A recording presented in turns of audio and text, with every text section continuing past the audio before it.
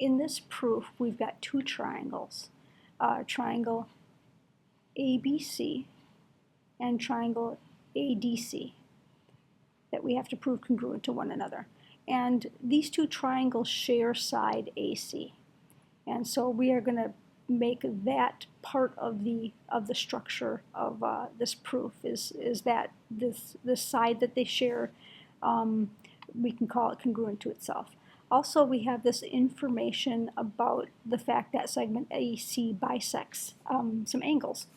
And it's always good to use key terms in the proof, like the term bisect, and pick up on those key terms, because those key terms help us pick out our reasons here. So since we have an angle bisector, somewhere in this proof we're going to use that definition of angle bisector. So those keywords are very important. The first step, of course, in a proof is to state the given information. So I'm going to go ahead and paste the given information into the proof. And then I'm going to go ahead and use the reflexive property here for segment AC. So we know segment AC is in this triangle, and it's part of this triangle. So we can say that segment AC is congruent to segment AC. And anytime anything is congruent to itself, that is the reflexive property. Now we're going to go ahead and insert information dealing with the term bisector. And so if we have segment AC bisecting angle BCD, this angle down here at the bottom, then we know that the two pieces that are created are congruent to each other.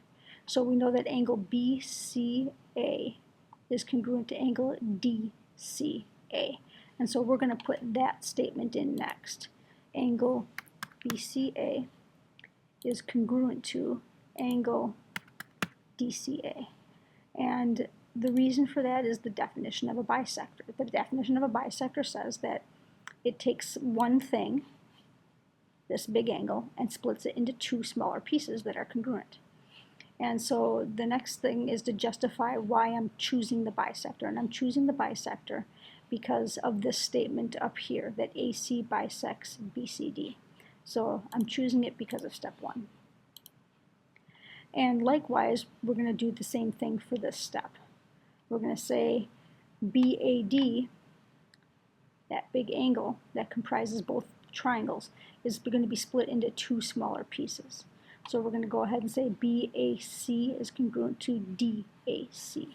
So angle BAC is congruent to angle DAC. And again, same as the step above, it's because of the definition of an angle bisector. And in this case, our justification is step 2. Okay, at this point we have now a side and two angles that are congruent to each other. And so we have a situation where we have this angle and the side and this angle. So we have an angle, the side between it, and the other angle that are congruent to each other. And that's enough information to prove that these triangles are congruent. So I'm going to go ahead and paste that congruent statement into the proof and select our angle side angle congruence, and then justify where we got those three pieces of information. So this top angle DAC and BAC was from step 5. The segment congruent to itself was from step 3. And the bottom angle DCA and BCA was from step 4. And then I can go ahead and submit this proof for being checked.